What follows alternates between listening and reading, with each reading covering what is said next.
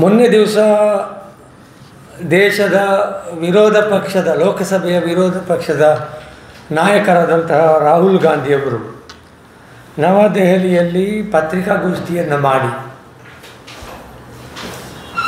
ಕಳೆದ ಲೋಕಸಭಾ ಚುನಾವಣೆಯಲ್ಲಿ ಮತ್ತು ಅದರ ನಂತರ ನಡೆದ ಮಹಾರಾಷ್ಟ್ರ ವಿಧಾನಸಭಾ ಚುನಾವಣೆಯಲ್ಲಿ ಅದಕ್ಕಿಂತ ಮೊದಲು ನಡೆದ ಹರಿಯಾಣ ಮತ್ತು ಇತರ ಕೆಲವು ರಾಜ್ಯಗಳ ಚುನಾವಣೆಯಲ್ಲಿಯೂ ಕೂಡ ಒಟ್ಟು ಸೇರಿ BJP ಮತ್ತು ಚುನಾವಣಾ ಆಯೋಗ ಪರಸ್ಪರ ಶಾಮೀಲಾಗಿ BJP ಮತ್ತೆ ಆಯಾ ರಾಜ್ಯಗಳಲ್ಲಿ ಮತ್ತು ದೇಶದಲ್ಲಿ ಅಧಿಕಾರಕ್ಕೆ ಬರುವುದಕ್ಕೆ ಸಂಚು ಮಾಡಿದೆ. ಅದು ಚುನಾವಣಾ ಮತದಾರರ ಪಟ್ಟಿಯನ್ನು ತಿರುಚಿದೆ, ಅನೇಕ ನಕಲಿ ಮತದಾರರನ್ನು ಸೇರಿಸಿದ್ದಾರೆ ಅಂತ ಆರೋಪವನ್ನು ಮಾಡಿದ್ದು ನಾವೆಲ್ಲ ಕೇಳಿದ್ದೇವೆ, ನಿಮಗೂ ಗೊತ್ತುಂಟು. ಈ ಏನು ಆರೋಪ ಮಾಡಿದ್ರು ಅಂತ ಹೇಳಿದರೆ ಅವರು ಹೇಳ್ತಾರೆ ಸುಮಾರು 11,945 ಮಂದಿ ನಕಲಿ ಮತದಾರರು, ತಪ್ಪು ವಿಳಾಸದಲ್ಲಿ ಒಂದು 40,009 ಮತದಾರರು, ಒಂದೇ ವಿಳಾಸದಲ್ಲಿ ಸುಮಾರು 10,452 ಮತದಾರರು, ಫೋಟೋ ಇಲ್ಲದೆ ಅಥವಾ ಕಾಣಿಸದಷ್ಟು ಚಿಕ್ಕದಾಗಿ ಪ್ರಿಂಟ್ ಮಾಡಲಾದ ಸುಮಾರು 4,132 ಮತದಾರರು, ಆಮೇಲೆ ಫಾರ್ಮ್ ನಂಬರನ್ನು ದುರುಪಯೋಗಪಡಿಸಿಕೊಂಡು ಸೇರಿದಂತಹ ಒಂದಷ್ಟು ಮತದಾರರು ಚುನಾವಣೆಯಲ್ಲಿ ಸೇರ್ಪಡೆಯಾಗಿದ್ದಾರೆ. ಮೊನ್ನೆ ನಡೆದ ಲೋಕಸಭಾ ಚುನಾವಣೆಯಲ್ಲಿ ಅದರಲ್ಲಿ ಕೂಡ ಬೆಂಗಳೂರು ಸೆಂಟ್ರಲ್ ಕ್ಷೇತ್ರದ ಮಹದೇವಪುರ ವಿಧಾನಸಭಾ ವ್ಯಾಪ್ತಿಯ ನಮಗೆಲ್ಲ ಗೊತ್ತಿರುವಂಥ ವಿಚಾರ ಇದು. ಈ ವಿಚಾರವನ್ನು ಹೇಳಿ ಅವರು ಪತ್ರಿಕಾಗೋಷ್ಠಿಯನ್ನು ಮಾಡಿಸಿದ ನಂತರ ಚುನಾವಣಾ ಆಯೋಗ ಮತ್ತು ಭಾರತೀಯ ಜನತಾ ಪಾರ್ಟಿ ಇದಕ್ಕೆ ಪ್ರತಿಕ್ರಿಯಿಸಿದ ರೀತಿ, ನಡೆದುಕೊಂಡಂತಹ ನಡವಳಿಕೆ ಮತ್ತು ಅವರು ಆಡಿದ ಮಾತುಗಳು, ಇದು ಎಲ್ಲವೂ ಅವರು ಈ ಆರೋಪದಿಂದ ಎಷ್ಟು ಆತಂಕಿತರಾಗಿದ್ದಾರೆ ಮತ್ತು ಈ ಆರೋಪದಿಂದಾಗಿ ಅವರ ಬಣ್ಣ ಎಲ್ಲಿ ಬಯಲಾಯಿತು, ತಾವು ಮಾಡಿದಂತಹ ಈ ಕುಕೃತ್ಯ ಹೇಗೆ ಜನರಿಗೆ ತಿಳಿತಾ ಇದೆ ಅನ್ನುವಂಥದ್ದರ ಬಗ್ಗೆ ಬಹಳಷ್ಟು ಭಯಗೊಂಡಿದ್ದಾರೆ ಮತ್ತು ಆ ಮೂಲಕ ತಮ್ಮ ಮೇಲೆ ಬಂದ ಆರೋಪವನ್ನು ತಿಪ್ಪೆ ಸಾರಿಸುವ ಎಲ್ಲ ಪ್ರಯತ್ನವನ್ನು ಅವರು ಮಾಡಿದ್ದಾರೆ. ಅದರ ಜೊತೆಗೆ ಬೇರೆ ಬೇರೆ ರೀತಿಯ ವಿಚಾರಗಳನ್ನು ಹೇಳುವುದರ ಮೂಲಕ ಜನರ ದಿಕ್ಕು ತಪ್ಪಿಸಿ ಈ ವಿಚಾರವನ್ನು ಮರೆತು ಬೇರೆ ವಿಚಾರದ ಕಡೆಗೆ ಅವರನ್ನು ಹೊರಳಿಸುವ ರೀತಿಯ ಪ್ರಯತ್ನಗಳನ್ನು ಮಾಡಿದ್ದಾರೆ. ನಾವು ಒಂದೊಂದೇ ವಿಚಾರವನ್ನು ಹೇಗೆ ಏನು ಮಾಡಿದ್ದಾರೆ ಅನ್ನುವುದನ್ನು ವಿಶ್ಲೇಷಣೆ ಮಾಡೋದಿದ್ದರೆ, ಚುನಾವಣಾ ಆಯೋಗ ಹೇಳ್ತದೆ, ಚುನಾವಣಾ ಆಯೋಗ ಏನು ಹೇಳ್ತದೆಯೋ ಅದೇ ದಾಟಿಯಲ್ಲಿ BJP ಕೂಡ ಮಾತಾಡ್ತಾರೆ. ಯಾಕಂದರೆ ಇಬ್ಬರು ಕೂಡ ಒಂದೇ ವಿಚಾರದಲ್ಲಿ ಇಬ್ಬರು ಕೂಡ ಕೈ ಮಿಲಾಯಿಸಿದ್ದಾರೆ. ಇಬ್ಬರು ಕೂಡ ಅಕ್ರಮ ಮತದಾರರ ಪಟ್ಟಿಯನ್ನು ತಯಾರಿಸುವುದರಲ್ಲಿ ಶಾಮೀಲಾದ್ದರಿಂದಲೇ ಇವರಿಬ್ಬರು ಒಂದೇ ದಾಟಿಯಲ್ಲಿ ಮಾತನಾಡಿದ್ದಾರೆ. ಚುನಾವಣಾ ಆಯೋಗ ಹೇಳಿದೆ ಇದೊಂದು ಅಸಂಬದ್ಧ, ಆಧಾರರಹಿತ ಮತ್ತು ಬೇಜವಾಬ್ದಾರಿಯುತವಾದಂತಹ ಒಂದು ಆರೋಪ ಅಂತ ಚುನಾವಣಾ ಆಯೋಗ ಹೇಳಿದ್ದಾರೆ. ಅದು ಹಾಗೆಯೇ ಹೇಳಬೇಕು ಚುನಾವಣಾ ಆಯೋಗ. ಯಾಕೆಂದರೆ ಯಾವತ್ತೂ ಕೂಡ ಒಬ್ಬ ಕಳ್ಳನನ್ನು ನೀನು ಕಳ್ಳ ಅಂತ ಹೇಳಿದರೆ ನಾನು ಕದೀಲಿಲ್ಲ, ಈ ಆರೋಪ ಅಸಂಬದ್ಧ, ಈ ಆರೋಪ ಆಧಾರರಹಿತ ಅಂತಲೇ ಕಳ್ಳ ಹೇಳುವುದು. ಆದರೆ ನೋಡಿ, ಅಸಂಬದ್ಧ ಮತ್ತು ಆಧಾರರಹಿತ ಅಂತ ಹೇಳುವ ಚುನಾವಣಾ ಆಯೋಗದ ಈ ಮಾತು 100ಕ್ಕೆ 100 ಸುಳ್ಳು. ಯಾಕೆ ಹೇಳಿದರೆ, ರಾಹುಲ್ ಗಾಂಧಿಯವರು ಪತ್ರಿಕಾಗೋಷ್ಠಿ ಮಾಡಿ ಅದರಲ್ಲಿ ಪ್ರದರ್ಶಿಸಿದಂತಹ ಎಲ್ಲ ದಾಖಲೆಗಳು ಅದು ಚುನಾವಣಾ ಆಯೋಗವೇ ಒದಗಿಸಿದಂತಹ ದಾಖಲೆಗಳು. ಅವರು ಏನು ಮತದಾರರ ಪಟ್ಟಿಯನ್ನು ಅಲ್ಲಿ ಪ್ರದರ್ಶನ ಮಾಡಿದ್ದಾರೆ, ಅವರು ಮತದಾರರ ಪಟ್ಟಿಯ ಯಾವ ಡೇಟಾಗಳನ್ನು ಅಲ್ಲಿ ಪ್ರದರ್ಶನ ಮಾಡಿದ್ದಾರೆ ಮತ್ತು ಆ ಮತದಾರ ಪಟ್ಟಿಯನ್ನು ವಿಶ್ಲೇಷಿಸಿ ಯಾವ ಯಾವ ವಿಚಾರಗಳಲ್ಲಿ ಎಷ್ಟೆಷ್ಟು ನಕಲಿ ಓಟುಗಳು ಆಗಿದೆ ಅಂತ ಹೇಳಿದ್ದಾರೆಯೋ ಅದಕ್ಕೆ ಬೇಕಾದ ಎಲ್ಲ ದಾಖಲೆಗಳನ್ನು ಕೊಟ್ಟದ್ದು ಚುನಾವಣಾ ಆಯೋಗವೇ. ಹಾಗಿರುವಾಗ ಇದನ್ನು ಆಧಾರರಹಿತ ಮತ್ತು ಅಸಂಬದ್ಧ ಅಂತ ಅವರು ಹೇಳುವುದಾದರೂ ಹೇಗೆ? ಇದು ಮೊದಲನೆಯ ಪ್ರಶ್ನೆ. ಆದರೆ ಎರಡನೇದು, ಇದನ್ನು ಅವರು ಬೇಜವಾಬ್ದಾರಿಯುತ ಒಂದು ಆರೋಪ ಅಂತ ಹೇಳ್ತಾರೆ. ಹಾಗಿದ್ರೆ ಇವರು ಏನು ಮಾಡಿದರೂ ಅದನ್ನೆಲ್ಲ ನಾವೆಲ್ಲರೂ ಕಣ್ಣು ಮುಚ್ಚಿ ಸಹಿಸಿಕೊಳ್ಬೇಕಾ? ಒಂದು ಆಡಳಿತ ಪಕ್ಷ ಮತ್ತು ಒಂದು ಚುನಾವಣಾ ಆಯೋಗ ಪರಸ್ಪರ ಶಾಮೀಲಾಗಿ ಒಬ್ಬರಿಗೆ ಒಬ್ಬರು ಅಥವಾ ಆಡಳಿತ ಪಕ್ಷವನ್ನು ಸಮರ್ಥಿಸುವ, ಬೆಂಬಲಿಸುವ ಒಂದು ಚುನಾವಣಾ ಮತದಾರರ ಪಟ್ಟಿಯನ್ನು ಅವರು ತಯಾರಿಸ್ತಾರೆ ಅಂತಾದರೆ ಅದನ್ನು ಪ್ರಶ್ನೆ ಮಾಡುವುದು ಅದು ಇಡೀ ದೇಶದ ಹಕ್ಕದು, ಎಲ್ಲ ಜನರ ಹಕ್ಕು. ಅದರಲ್ಲಿಯೂ ವಿಶೇಷವಾಗಿ ದೇಶದ ಜನರ ಧ್ವನಿಯಾಗಿರುವಂತಹ ವಿರೋಧ ಪಕ್ಷಗಳು ಅದರಲ್ಲಿಯೂ ವಿರೋಧ ಪಕ್ಷದ ನಾಯಕರಾದಂತಹ, ಲೋಕಸಭೆಯಲ್ಲಿ ವಿರೋಧ ಪಕ್ಷದ ಅಧಿಕೃತ ನಾಯಕರಾದಂತಹ ರಾಹುಲ್ ಗಾಂಧಿ ಅವರಿಗೆ ಅದು ಜವಾಬ್ದಾರಿಯಾಗಿದೆ. ಅವರ ಪ್ರಶ್ನೆಯನ್ನು ಎತ್ತಿದ್ದಲ್ಲ. ಅವರು ನಮಗೆ ಕಾಂಗ್ರೆಸ್ ಪಕ್ಷಕ್ಕೆ ಅನ್ಯಾಯ ಆಗಿದೆ, ಉಳಿದ ವಿರೋಧ ಪಕ್ಷಗಳಿಗೂ ಅನ್ಯಾಯ ಆಗಿದೆ, ಸತ್ಯ ಅದು. ಆದರೆ ಈ ವಿಚಾರದಿಂದಾಗಿ ಅನ್ಯಾಯ ಆದದ್ದು ಮೂಲದಲ್ಲಿ ದೇಶದ ಮತದಾರರಿಗೆ, ದೇಶದ ಪ್ರಜಾಪ್ರಭುತ್ವಕ್ಕೆ, ದೇಶದ ಇಡೀ ಚುನಾವಣಾ ವ್ಯವಸ್ಥೆಗೆ ಅಪಚಾರ ಆಗಿದೆ. ಹಾಗಾಗಿ ಇದನ್ನು ಅವರು ಅತ್ಯಂತ ಜವಾಬ್ದಾರಿ ಇರುವ ಕಾರಣದಿಂದಲೇ ಅವರು ಎತ್ತಿದ್ದಾರೆ. ಇನ್ನು ಅವರು ಮತ್ತೆ ಪುನಃ ಇನ್ನೊಂದು ಮಾತು ಹೇಳಿದ್ದಾರೆ ಚುನಾವಣಾ ಆಯೋಗದವರು, ಆಧಾರ ಕೊಡಿ. ಏನು ಆಧಾರ್ ಕಿಸೆಯಲ್ಲಿದ್ದ ಆಧಾರ್ ಕಾರ್ಡ್ ತೋರಿಸಬೇಕು ಅಂತ ಕೇಳ್ತಾ ಇರೋದು ಅವರು. ನೀವು ಕ್ಷಮೆ ಯಾಚಿಸಿ, ಯಾವ ಕಾರಣಕ್ಕಾಗಿ ಕ್ಷಮೆಯನ್ನು ಯಾಚಿಸಬೇಕು? ನೀವು ಏನು ಅಫಿಡವಿಟ್ ಹಾಕಿ, ಹೀಗೆಲ್ಲ ಪ್ರಶ್ನೆಗಳನ್ನು ಚುನಾವಣಾ ಆಯೋಗ ಎತ್ತಿ ಈ ವಿಷಯವನ್ನು ಲೈಟ್ ಮಾಡುವ, ದಿಕ್ಕು ತಪ್ಪಿಸುವ, ರಾಹುಲ್ ಗಾಂಧಿ ಅವರದ್ದೇ ತಪ್ಪು ಅನ್ನುವ ರೀತಿಯಲ್ಲಿ ಅವರು ಮಾತನಾಡಿದ್ದಾರೆ. ಅವರದ್ದೇ ವೋಟರ್ ಲಿಸ್ಟು, ಅವರೇ ಕೊಟ್ಟಂಥ ಏನು ಡಾಟಾ, ಅದನ್ನೇ ಉಪಯೋಗಿಸಿದ. ಮತ್ತು ಬೇರೆ ಏನು ಆಧಾರ ತರಬೇಕು? ಬೇರೆ ಏನು ತರಲಿಕ್ಕೆ ಆಗ್ತದೆ ಯಾರೇ ಆದರೂ ಕೂಡ. ಕ್ಷಮೆ ಯಾಕೆ ಯಾಚಿಸಬೇಕು? ಕ್ಷಮೆ ಅವರು ಯಾಚಿಸಬೇಕು. ಕೇಂದ್ರ ಸರ್ಕಾರದಲ್ಲಿ ಈಗ ಅಧಿಕಾರದಲ್ಲಿರುವಂಥವರು ಏನು ಚುನಾವಣೆಯಲ್ಲಿ ಮತವನ್ನು ಕದ್ದು ಅಧಿಕಾರಕ್ಕೆ ಬಂದಿದ್ದಾರೆಯೋ ಅವರು ಕ್ಷಮೆ ಯಾಚಿಸಬೇಕು. ಮತ್ತು ಈ ಮತ ಕಳ್ಳತನಕ್ಕೆ ಸಹಕಾರ ನೀಡಿದಂತಹ ಚುನಾವಣಾ ಆಯೋಗ ಕ್ಷಮೆಯನ್ನು ಕೇಳಬೇಕಲ್ಲದೆ ರಾಹುಲ್ ಗಾಂಧಿ ಅವರು ಯಾಕಾಗಿ ಕ್ಷಮೆಯನ್ನು ಕೇಳಬೇಕು? ಇದೊಂದು ಅತ್ಯಂತ ಉದ್ದಟತನದ ಮತ್ತು ಅತ್ಯಂತ ನಾಚಿಕೆಗೇಡಿನ ವಿಷಯ. ಚುನಾವಣಾ ಆಯೋಗ ಹೀಗೆ ಮಾತನಾಡ್ತದೆ ಅಂತಾದರೆ. ಇನ್ನು ಬಿ ಜೆ ಪಿ ಕೂಡ ಒದ್ದಾಡಿದೆ. ರಾಹುಲ್ ಗಾಂಧಿ ಅವರು ಏನು ಚುನಾವಣಾ ಆಯೋಗದ ಮೇಲೆ ಅಟ್ಯಾಕ್ ಮಾಡಿದ್ದಾರೆ ನೋಡಿ, ಪೆಟ್ಟು ಬಿದ್ದದ್ದು ಅವರಿಗೆ, ನೋವಾದದ್ದು ಇವರಿಗೆ ಅನ್ನುವಂಥ ಸ್ಥಿತಿಯಾಗಿದೆ. ಬಿ ಜೆ ಪಿಯವರು ಕೂಡ ಚಡಪಡಿಸಲಿಕ್ಕೆ ಶುರು ಮಾಡಿದ್ದಾರೆ. ಅವರು ಕೂಡ ಇದರಲ್ಲಿ ಚುನಾವಣಾ ಆಯೋಗ ಯಾವ ರೀತಿ ಮಾತನಾಡಿದೆ ಅದೇ ರೀತಿ ಅವರು ಕೂಡ ಹೇಳಿದ್ದಾರೆ. ಏನು ಆಧಾರ ರಹಿತ, ಸೋಲಿನ ಹತಾಶೆ, ಸಾಂವಿಧಾನಿಕ ಸಂಸ್ಥೆಗಳು ದುರ್ಬಲ ಆಗ್ತದೆ ಅಂತ ಹೇಳ್ತಾರೆ. ಸಾಂವಿಧಾನಿಕ ಸಂಸ್ಥೆ ದುರ್ಬಲ ಆಗಿದೆ ಅಂತಲೇ ಈ ಪ್ರಶ್ನೆಯನ್ನು ಎತ್ತಿದ್ದು. ಚುನಾವಣಾ ಆಯೋಗ ದುರ್ಬಲ ಆಗಿದೆ, ಚುನಾವಣಾ ಆಯೋಗ ಇದರಲ್ಲಿ ಏನು ಅವ್ಯವಹಾರದಲ್ಲಿ ಭಾಗಿಯಾಗಿದೆ ಅಂತಲೇ ಪ್ರಶ್ನೆಯನ್ನು ಎತ್ತಿ ಚುನಾವಣಾ ಆಯೋಗವನ್ನು ಸದೃಢಗೊಳಿಸುವಂಥ ಪ್ರಯತ್ನದ ಭಾಗವಾಗಿ ಈ ಪ್ರಶ್ನೆಯನ್ನು ಎತ್ತಿದ್ದಾರಲ್ಲದೆ ಅದನ್ನು ದುರ್ಬಲಗೊಳಿಸುವುದಕ್ಕೋಸ್ಕರ ಅಲ್ಲ. ದುರ್ಬಲ ಆದದ್ದು ಸರಿಯಾಗಬೇಕಾದ್ರೆ ಏನಾಗಬೇಕು, ಅದರಲ್ಲಿ ಏನು ತಪ್ಪಾಗಿದೆ, ಎಲ್ಲಿ ತಪ್ಪಾಗಿದೆ ಅನ್ನುವುದನ್ನು ತಿಳಿದು ಅದನ್ನು ಸರಿಪಡಿಸಿ ಅದನ್ನು ಸಫಲಗೊಳಿಸಬೇಕಾದಂಥ ಕೆಲಸ ಆಗಬೇಕು. ಹಾಗಿದ್ದರೆ ಬಿ ಜೆ ಪಿಯವರು ಈಗ ಮತ್ತು ಚುನಾವಣಾ ಆಯೋಗದವರು ಹೀಗೆಲ್ಲ ಹೇಳ್ತಾರೆ ಅಂತ ಆದರೆ, ಮೊನ್ನಿನ ದಿವಸ ರಾಹುಲ್ ಗಾಂಧಿಯವರು ಪ್ರದರ್ಶನ ಮಾಡಿದಂತಹ ಮತದಾರರ ಪಟ್ಟಿ ಸುಳ್ಳ, ಅದನ್ನು ಅವರು ಹೇಳಬೇಕು. ಅಥವಾ ಅವರು ಒಂದು ಇಬ್ಬರು ವ್ಯಕ್ತಿಗಳನ್ನು ಉದಾಹರಣೆಯನ್ನಾಗಿ ಕೊಟ್ಟಿದ್ದಾರೆ. ಈ ವ್ಯಕ್ತಿಗಳು ದೇಶದ ಬೇರೆ ಬೇರೆ ಭಾಗಗಳಲ್ಲಿ ಬೇರೆ ಬೇರೆ ಬೂತುಗಳಲ್ಲಿ ಇವರಿಗೆ ಮತದಾನ ಇದೆ, ಮತದಾನದ ಹಕ್ಕು ಮತಪಟ್ಟಿಯಲ್ಲಿ ಇದೆ ಅಂತ ಕೊಟ್ಟಿದ್ದಾರೆ. ಹಾಗಿದ್ರೆ ಅವರು ಆ ಉದಾಹರಣೆಗಳು ಸುಳ್ಳೆ? ಅಥವಾ ಒಂದು ಮನೆಯಲ್ಲಿ 80 ಜನ ಇದ್ದಾರೆ, ಒಂದು ಮನೆಯಲ್ಲಿ 65 ಜನ ಇದ್ದಾರೆ ಅನ್ನುವಂಥ ಅವರು ದಾಖಲೆಯನ್ನು ಬಿಡುಗಡೆ ಮಾಡಿದ್ದಾರೆ. ಅಂದರೆ ಒಂದು ಮನೆಯ ವಿಳಾಸದಲ್ಲಿ 80 ಜನ ಮತದಾರರು ಅಲ್ಲಿ ನೋಂದಾವಣಿಯಾಗಿದ್ದಾರೆ ಅನ್ನುವಂಥ ವಿಚಾರ, ಅದು ಸುಳ್ಳೆ? ಇನ್ನು ಕೆಲವು ಮನೆಗಳಿಗೆ ಮನೆ ಸಂಖ್ಯೆ 0 ಇದೆ, 0. ಅದನ್ನು ಅವರು ಮತದಾರರ ಪಟ್ಟಿಯನ್ನು ಪ್ರದರ್ಶನ ಮಾಡಿ ಏನು LCD ಪರದೆ ಹಾಕಿ ಅದನ್ನು ಝೂಮ್ ಮಾಡಿ ತೋರಿಸಿ ಅದು ಸುಳ್ಳ? ನಾವು ಕಂಡದ್ದು ಸುಳ್ಳ, ಅದರಲ್ಲಿ ಇರುವುದು ಸುಳ್ಳ? ಕೆಲವರಿಗಂತೂ ತಂದೆಯೇ ಇಲ್ಲ ಮತದಾರರ ಪಟ್ಟಿಯಲ್ಲಿ.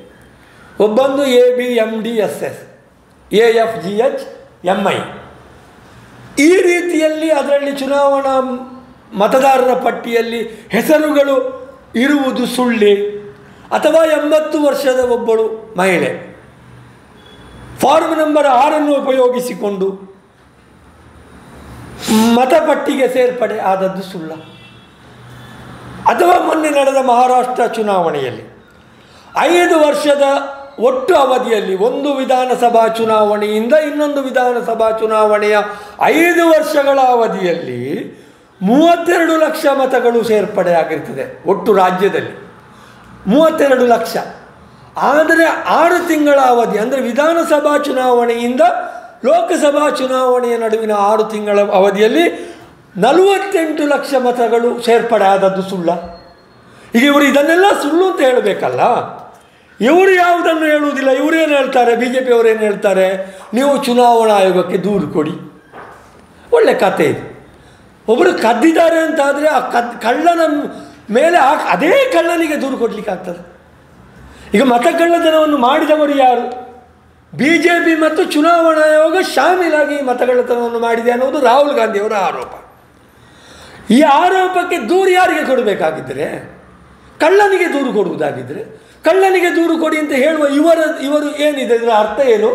ಇದು ಜನರನ್ನು ತಪ್ಪು ದಾರಿಗೆ ಎಳೆಯುವ ಕೆಲಸ ಅಲ್ಲದೆ ಬೇರೆ ಏನೂ ಅಲ್ಲ. ಯಾರು ತನಿಖೆ ಮಾಡಬೇಕು?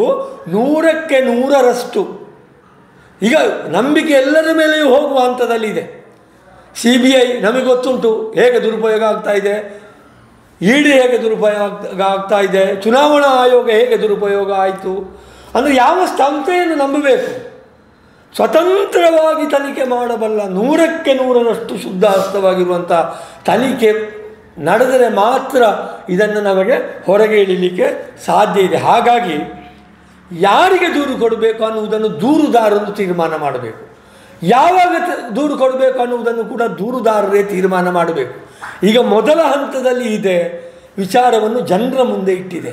ಚುನಾವಣಾ ಆಯೋಗವಾಗಲಿ ಅಥವಾ BJP ಆಗಲಿ ಇದನ್ನು ಅಷ್ಟು ಸುಲಭದಲ್ಲಿ ತಳ್ಳಿ ಹಾಕಲಿಕ್ಕೆ ಆಗುವುದಿಲ್ಲ. ಇನ್ನು ನೋಡಿ, ಕೆಲವರು ಫ್ಯಾಕ್ಟ್ ಚೆಕ್ ಮಾಡಿದ್ದಾರೆ. BJP ಅವರು ಫ್ಯಾಕ್ಟ್ ಚೆಕ್ ಮಾಡಿದ್ದಾರೆ, ಕೆಲವು ಪತ್ರಿಕೆಗಳು ಕೂಡ ಫ್ಯಾಕ್ಟ್ ಚೆಕ್ ಮಾಡಿದೆ. ನೋಡು ಏನು ಫ್ಯಾಕ್ಟ್ ಚೆಕ್ ಮಾಡಿದ್ದಾರೆ ಅಂತ ನೋಡಿ. 11,965 ನಕಲಿ ಮತದಾರರು ಇದ್ದಾರೆ ಅನ್ನುವುದು ಆರೋಪ. ಅದರಲ್ಲಿ ಒಬ್ಬನ ಹೆಸರು ಗುರುಕಿರತ್ ಸಿಂಗ್ ಡೆಂಗ್ ಅಂತ. ಇವನ ಎಲ್ಲ ವಿವರಗಳನ್ನು ಕೂಡ ರಾಹುಲ್ ಗಾಂಧಿಯವರು ಪತ್ರಿಕಾಗೋಷ್ಠಿಯಲ್ಲಿ ಕೊಟ್ಟಿದ್ದಾರೆ. ಇನ್ನೊಬ್ಬರು ಆದಿತ್ಯ ಶ್ರೀವಾಸ್ತವ ಅನ್ನುವಂತ ಹೇಳುವವರು. ಇವರಿಗೆ ಮುಂಬೈಯಲ್ಲಿ ಓಟಿದೆ, ಲಕ್ನೋದಲ್ಲಿ ಓಟಿದೆ, ವಾರಣಾಸಿಯಲ್ಲಿ ಓಟಿದೆ, ಬೆಂಗಳೂರಿನಲ್ಲಿ ಓಟಿದೆ. ಅವರಿಗೆ ಕೂಡ ಗುರುಕಿರತ್ ಸಿಂಗ್ಗೆ ಕೂಡ ಬೇರೆ ಬೇರೆ ಜಾಗಗಳಲ್ಲಿ ಓಟಿದೆ. ಇದನ್ನು ಫ್ಯಾಕ್ಟ್ ಚೆಕ್ ಮಾಡಬೇಕು. ಯಾರು ಫ್ಯಾಕ್ಟ್ ಚೆಕ್ ಮಾಡಿದ್ದಾರೆ? ಇದನ್ನು ಮೊದಲಿಗೆ ಅರವಿಂದ ಲಿಂಬಾವಳಿ ಅವರೇ, BJP ನಾಯಕರಾದ ಅವರೇ ಪ್ರೆಸ್ ಮೀಟ್ ಮಾಡಿ ಹೇಳ್ತಾರೆ, ನಾನು ಫ್ಯಾಕ್ಟ್ ಚೆಕ್ ಮಾಡಿದ್ದೇನೆ. ಅವರೇನು ಹೇಳ್ತಾರೆ? ಅವರು ಹೇಳ್ತಾರೆ, ಹೌದು, ಗುರುಕಿರತ್ ಸಿಂಗ್ ಡೆಂಗಿಗೆ ಮುಂಬೈಯಲ್ಲಿ ವೋಟ್ ಉಂಟು, ವಾರಣಾಸಿಯಲ್ಲಿ ವೋಟ್ ಉಂಟು, ಲಕ್ನೋದ ಮತಪಟ್ಟಿಯಲ್ಲಿ ವೋಟ್ ಉಂಟು, ಬೆಂಗಳೂರಿನ ಮತಪಟ್ಟಿಯಲ್ಲಿ ವೋಟು ಇದೆ ಅನ್ನುವುದನ್ನು ಅವರು ಕೂಡ ಒಪ್ಪಿಕೊಳ್ತಾರೆ. ಒಪ್ಪಿಕೊಳ್ಳುವಾಗ ಅವರೇನು ಹೇಳ್ತಾರೆ, ಅವನಿಗೆ MBA ಆಗಿತ್ತು, ಅವ ಮುಂಬೈಯಲ್ಲಿ ಕೆಲಸದಲ್ಲಿದ್ದ, ಅಲ್ಲಿ ವೋಟರ್ ಲಿಸ್ಟಿಗೆ ಹೆಸರು ಬಿತ್ತು. ಆಮೇಲೆ ಅವ ವಾರಣಾಸಿಗೆ ಹೋದ, ಅಲ್ಲಿ ವೋಟರ್ ಲಿಸ್ಟಿಗೆ ಹೆಸರು ಬಿತ್ತು. ಆಮೇಲೆ ಅವ ಲಕ್ನೋಗೆ ಹೋದ, ಅಲ್ಲಿ ವೋಟರ್ ಲಿಸ್ಟಲ್ಲಿ ಹೆಸರು ಬಂತು.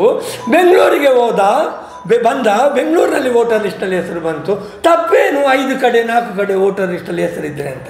ನೋಡಿ ಎಷ್ಟು ಸುಲಭದಲ್ಲಿ ಜನರ ಕಣ್ಣಿಗೆ ಮಣ್ಣನ್ನು ರಚಿತಾರೆ, ಮಂಗ ಮಾಡ್ತಾರೆ ಅಂತ ಹೇಳಿದರೆ, ಒಂದು ಬೂತಿನ ಮತದಾರರ ಪಟ್ಟಿಯಲ್ಲಿ ಇರುವಂಥ ಹೆಸರನ್ನು ಇನ್ನೊಂದು ಬೂತಿನ ಮತದಾರರ ಪಟ್ಟಿಗೆ ಅವನು ಮೈಗ್ರೇಟ್ ಆಗಬೇಕಾದ್ರೆ ಇಲ್ಲಿ ಅದು ಡಿಲೀಟ್ ಆಗಬೇಕು.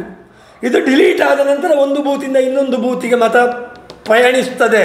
ಅದು ಹೊರತು ಅಲ್ಲಿ ಹೋಗಿ ಇಲ್ಲಿಯೂ ಇಡಲಿಕ್ಕೆ ಎಂಥದ್ದು ಸಂತೆಯಲ್ಲಿ ಮಾರ್ಕೆಟೇ ಅದು ಎಂಥದ್ದು ಬೆಕ್ಕು ಮರಿ ಇಟ್ಟು ಒಂದು ದಿವಸಕ್ಕೆ ಒಂದು ಕಡೆಯಲ್ಲಿ ಮರಿಯನ್ನು ತಗೊಂಡೋಗಿ ಇಟ್ಟಾಗೆ ದಿನಕ್ಕೊಂದು ಬೂತಿನಲ್ಲಿ ಒಬ್ಬನಿಗೆ ಹೆಸರು ಸೇರಿಸಲಿಕ್ಕೆ ಆಗ್ತದಾ? ಏನು ಚುನಾವಣಾ ಆಯೋಗದಲ್ಲಿ ಏನು ಇಲ್ಲೂ ಅದಕ್ಕೆ ವ್ಯವಸ್ಥೆ ಇಲ್ವಾ? ಒಂದು ಕಡೆ ಡಿಲೀಟ್ ಆಗಬೇಕು, ಇನ್ನೊಂದು ಕಡೆ ಸೇರ್ಪಡೆ ಆಗಬೇಕು. ಡಿಲೀಟ್ ಆದ ಫಾರ್ಮನ್ನು ತಗೊಂಡೋಗಿ ಅಲ್ಲಿ ಸಬ್ಮಿಟ್ ಮಾಡಬೇಕು. ಅಥವಾ ಅಲ್ಲಿ ಸೇರ್ಪಡೆ ಆಗುವಾಗ ಇವತ್ತು ತಂತ್ರಜ್ಞಾನ ಎಷ್ಟು ಬೆಳೆದಿದೆ, ಆಟೋಮೆಟಿಕ್ ಆಗಿ ಇಲ್ಲಿ ಡಿಲೀಟ್ ಆಗ್ತದೆ. ನಾನು ಕೂಡ ನನ್ನ ನಾನು ವಾಸ್ತವ್ಯವನ್ನು ಬದಲಾವಣೆ ಮಾಡಿದ್ದೇನೆ. ನಾನು ಮೊದಲು ಕೊಳ್ತಿಗೆ ಗ್ರಾಮದಲ್ಲಿ ವಾಸ ಮಾಡ್ತಾ ಇದ್ದೆ. ಕಳೆದ 1 ವರ್ಷದ ಈಚೆಗೆ ನಾನು ಪುತ್ತೂರಲ್ಲಿ ವಾಸ ಮಾಡ್ತಾ ಇದ್ದೇನೆ. ನಾನು ಕೂಡ ಇಲ್ಲಿಂದ ಕೊಳ್ತಿಗೆಯ ನನ್ನ ಬೂತಿನಿಂದ ನೆಲ್ಲಿಕಟ್ಟೆಯ ಬೂತಿಗೆ ನನ್ನ ಹೆಸರನ್ನು ಬದಲಾಯಿಸಿದ್ದೇನೆ. ಈಗ ನೀವು ಹೋಗಿ ಹುಡುಕಬೇಕು, ಕೊಳ್ತಿಗೆಯ 220ನೇ ಬೂತ್ ಸಂಖ್ಯೆಯಲ್ಲಿ ಆ ಮತದಾರರ ಪಟ್ಟಿಯಲ್ಲಿ ನನ್ನ ಹೆಸರಿದೆಯಾ ಅಂತ. ಇಲ್ಲ, ಅಲ್ಲಿ ಡಿಲೀಟ್ ಆಗಿದೆ. ಡಿಲೀಟ್ ಆಗ್ತದೆ. ಹಾಗಿದ್ರೆ ಹೀಗೆ ಅಲ್ಲಿಯೂ ಇದ್ದ, ಇಲ್ಲಿಯೂ ಇದ್ದ, ಆಚೆಯಲ್ಲಿಯೂ ಇದ್ದ. ಇನ್ನೊಬ್ಬ ಅರವಿಂದ ಶ್ರೀವಾಸ್ತವ, ಅವನ ಬಗ್ಗೆ ಇದೇ ಕಥೆ ಹೇಳ್ತಾರೆ. ಅವ ಇಲ್ಲಿದ್ದ ಬೆಂಗಳೂರಿಗೆ ಮನೆ ಬಂದು ವಾಸ್ತವ್ಯ ಬದಲಾವಣೆ ಮಾಡಿದ. ಆ ಬೂತಲ್ಲಿ ಉಂಟು, ಈ ಬೂತ್ ಎಲ್ಲ ಇವರಿಗೆ ಬೇಕಾದಲ್ಲೆಲ್ಲ ಬೂತಲ್ಲಿ ಇವರು ಓಟನ್ನು ಇಟ್ಟುಕೊಂಡು ಬದಲಾಯಿಸುವುದಾದರೆ ಅದು ಕೂಡ ತಪ್ಪಲ್ವ? ಹಾಗಿದ್ದರೆ ಇದು ಇದು ಏನು ಅರ್ಥ ಆಗ್ತದೆ ಅಂತ ಹೇಳಿದರೆ ಬಿ ಜೆ ಪಿಯವರು ತಿಪ್ಪೆ ಸಾರಿಸುವ ಮುಖ ಉಳಿಸುವ ಪ್ರಯತ್ನ ಮಾಡ್ತಾ ಇದ್ದಾರೆ ಅಂತ. ಎರಡನೇದು, ಒಂದು ವಿಳಾಸದಲ್ಲಿ 80 ಜನ ಮತದಾರರಿದ್ದಾರೆ. 2-3 ಉದಾಹರಣೆಗಳನ್ನು ರಾಹುಲ್ ಗಾಂಧಿಯವರು ಕೊಟ್ಟಿದ್ದಾರೆ. ಇದನ್ನು ಪೇಪರ್ನವರು ಅದನ್ನು ಸತ್ಯಾನ್ವೇಷಣೆ ಮಾಡಿದ್ದಾರೆ, ಫ್ಯಾಕ್ಟ್ ಚೆಕ್ ಮಾಡಿದ್ದಾರೆ. ಅದನ್ನು ಬಿ ಜೆ ಪಿಯವರು ಕೂಡ ಅವರೇ ಹೇಳಿದ ಹಾಗೆ ಫ್ಯಾಕ್ಟ್ ಚೆಕ್ ಮಾಡಿದ್ದಾರಂತೆ. ಇಬ್ಬರು ಅಲ್ಲಿ ಹೋಗಿದ್ದಾರೆ. ಇಂಡಿಯಾ ಟುಡೇ ಪತ್ರಿಕೆಯವರು ಮುನಿರೆಡ್ಡಿ ಗಾರ್ಡನ್, ನಮ್ಮ ಇದು ಇದೆಲ್ಲ ಮಹದೇವಪುರ ವಿಧಾನಸಭಾ ಕ್ಷೇತ್ರದ ಮುನಿರೆಡ್ಡಿ ಗಾರ್ಡನ್ ಅನ್ನುವಂತಹ ಪ್ರದೇಶದಲ್ಲಿರುವ ಒಂದು 35 ನಂಬರ್ದ ಮನೆಗೆ ಇಂಡಿಯಾ ಟುಡೇ ಅವರು ಟಿ ವಿಯವರು ಹೋಗಿ ಫ್ಯಾಕ್ಟ್ ಚೆಕ್ ಮಾಡಿದ್ದಾರೆ. ಕೇವಲ 2 ಅಥವಾ 3 ಜನ ಮಾತ್ರ ವಾಸ ಮಾಡಲಿಕ್ಕೆ ಸಾಧ್ಯ ಇರುವಂಥ ಒಂದು ಮನೆ. ಆ ಮನೆಯಲ್ಲಿ ಒಬ್ಬ ವಾಸ ಆಗಿದ್ದಾನೆ. ಆ ಮನೆಯ ಓನರು ಬಿ ಜೆ ಪಿಯ ವೋಟರ್ ಅಂತ ಅವನೇ ಮಾತಿನಲ್ಲಿ ಒಪ್ಪಿಕೊಳ್ತಾ ಇದ್ದಾನೆ. ಈ ಮನೆಯಲ್ಲಿ 80 ಜನರ, ಈ ಮನೆಯ ವಿಳಾಸದಲ್ಲಿ 80 ಜನರ ಹೆಸರು ಮತದಾರರ ಪಟ್ಟಿಯಲ್ಲಿದೆ. ಇದನ್ನು ಇಂಡಿಯಾ ಟುಡೇ ಅವರು ಹೇಳ್ತಾರೆ, ದೇರ್ ಆರ್ ಗ್ರೌಂಡ್ಸ್, ಏನು ಅದರಲ್ಲಿ ವಾಸ್ತವಾಂಶಗಳು ಇದೆ ರಾಹುಲ್ ಗಾಂಧಿಯವರು ಮಾಡಿದ ಆರೋಪದಲ್ಲಿ ಅಂತ ಇಂಡಿಯಾ ಟುಡೇಯವರು ಅವರ ವರದಿಯಲ್ಲಿ ಹೇಳ್ತಾರೆ. ಬಿ ಜೆ ಪಿಯವರು ಹೇಳುವುದೇ ಬೇರೆ. ಅಲ್ಲಿ ಒಬ್ಬನೇ ಇರುವುದು, ಅಲ್ಲಿ ತುಂಬ ಜನ ಇಲ್ಲ. ನಾವು ಹೇಳಿದ್ದು ಅದನ್ನೇ, ಅಲ್ಲಿ ಒಬ್ಬನೇ ಇರುವುದು. ಆದರೂ 80 ಜನರ ಓಟ್ ಆ ಅಡ್ರೆಸ್ನಲ್ಲಿ ಹೇಗೆ ಬಂತು ನೋಡಿ. ಇವರು ಅರವಿಂದ ಲಿಂಬಾವಳಿಯವರಾಗಲಿ ಬಿ ಜೆ ಪಿಯವರಾಗಲಿ ಏನು ವಾದವನ್ನು ಮುಂದೆ ಇಡ್ತಾ ಇದ್ದಾರೆ, ಆ ವಾದ ರಾಹುಲ್ ಗಾಂಧಿಯವರು ಮಾಡಿದಂಥ ಆರೋಪವನ್ನು ಪುಷ್ಟೀಕರಿಸ್ತಾ ಇದೆ. ಅಲ್ಲಿ ಯಾರು ಇಲ್ಲ ಅಂತಲೂ ಹೇಳುವುದು. ವೋಟರ್ ಲಿಸ್ಟಿನಲ್ಲಿ ಹೆಸರಿಲ್ಲ ಅಂತ ಹೇಳುವುದಿಲ್ಲ ಅವರು. ಅದು ಇನ್ನು ಚುನಾವಣಾ ಆಯೋಗ ಹೇಳಬೇಕು. ಅದು ಹೌದು ಹೌದು. ಈಗ ಬಟಾ ಬಯಲಾಗಿದೆ ನೋಡಿ. ಈಗ ವೋಟರ್ ಲಿಸ್ಟ್ ಅಲ್ಲಿ ಬೇರೆ ಬೇರೆ ಕಡೆದು ತಿದ್ದುಪಡಿಗೆ ಬರ್ತದೆ, ಚುನಾವಣೆಗೆ ಆಗ್ತದೆ. ಯಾರೆಲ್ಲ ಇಲ್ಲ ತಿಳಿಸಿ, ಆನಂತರ ಹೆಸರು ಚೇಂಜಸ್ ಆದರೆ ತಿಳಿಸಿ ಅಂತ. ಹಾಗಿದ್ರೆ ಆಯಾ ಇದರಲ್ಲಿ ಪಕ್ಷಗಳೇ ಅವರು ಇಲ್ಲ ಇವರು ಕಂಪ್ಲೇಂಟ್ ಮಾಡಿ ಮಾಡ್ತಾರೆ, ಇಲ್ಲಿ ತೆಗಿಸ್ತಿದ್ರು.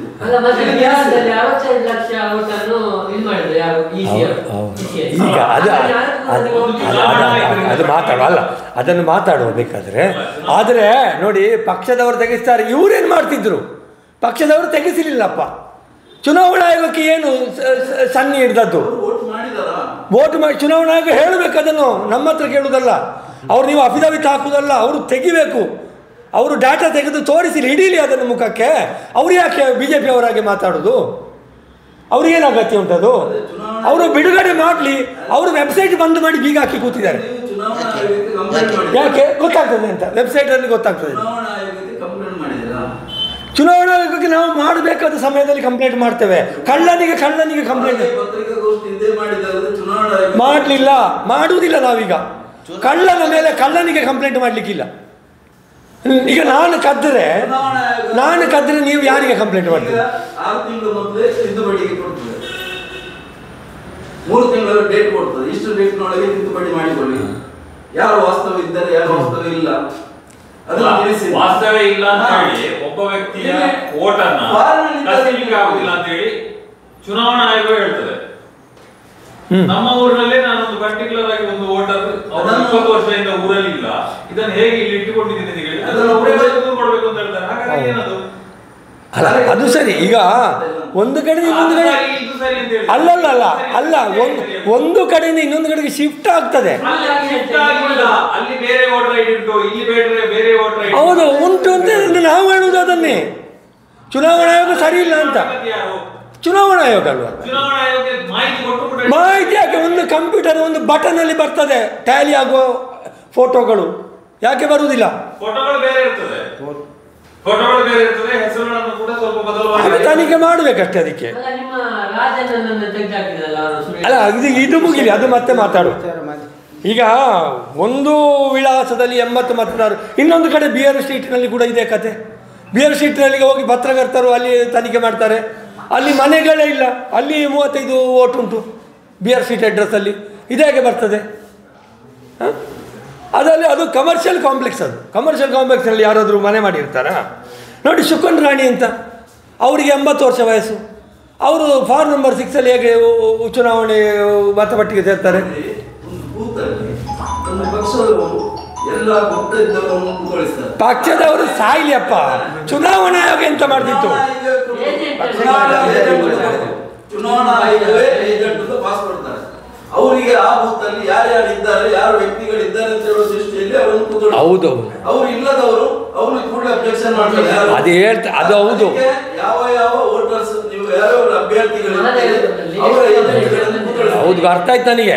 ಅದು ನನ್ನ ಬೂತಲ್ಲಿ ನನಗೆ ಪ್ರತಿಯೊಬ್ಬರ ಮುಖ ಪರಿಚಯ ಇದೆ. ನೀವು ಬೆಂಗಳೂರಿನಂತ ಮೆಟ್ರೋಪಾಲಿಟನ್ ಸಿಟಿಗೆ ಹೋಗಬೇಕು, ಮಹದೇವಪುರಕ್ಕೆ ಹೋಗಬೇಕು, ಅಲ್ಲಿ ಇವತ್ತಿದ್ದವನ ನಾಳೆ ಇರುವುದಿಲ್ಲ, ಆಚೆ ಮನೆಯವನ ಪರಿಚಯ ಈಚೆ ಮನೆಯವರಿಗೆ ಇರುವುದಿಲ್ಲ. ತಪ್ಪು ಏಜೆಂಟ್ ಇದು ತಪ್ಪು. ಚುನಾವಣಾ ಆಯೋಗ ಮಾಡಿದ್ದೆಲ್ಲ ಸರಿಯಾಗಿದೆ. ಇವರು ಬೇಡದ್ದು ಮಾಡಿ ನೀವು ಯಾಕೆ ಮಾಡಲಿಲ್ಲ ಅಂತ ಕೇಳುವುದು. ಈಗ ನಮ್ಮ ಚುನಾವಣಾ ಏಜೆಂಟ್ ತಪ್ಪು ಮಾಡಿದ್ದಕ್ಕೆ ನಾವು ಶಿಕ್ಷೆ ಕೊಡ್ತೇವೆ, ನಮ್ಮ ಚುನಾವಣಾ ಆಯೋಗ ಮಾಡಿದ್ದಕ್ಕೆ ಯಾರು ಶಿಕ್ಷೆಯನ್ನು ಕೊಡುವವರು? ಕೊಡಬೇಕಲ್ಲ. ತಪ್ಪು ಅಂತ ಹೇಳಿದ್ದೆ ತಪ್ಪು ಅಂತ ಹೇಳಿದ್ರೆ ತಪ್ಪು ಅಂತ ಹೇಳಲಿಕ್ಕೂ ಅಧಿಕಾರ ಇಲ್ವ ಈ ದೇಶದಲ್ಲಿ? ಇದು ಸರ್ವಾಧಿಕಾರ ಅಲ್ವ? ಇನ್ನು ಯಾಕೆ ಇದೆಲ್ಲ ಆಗ್ತಾ ಇದೆ ಅಂತ ನನಗೆ ಗೊತ್ತುಂಟು.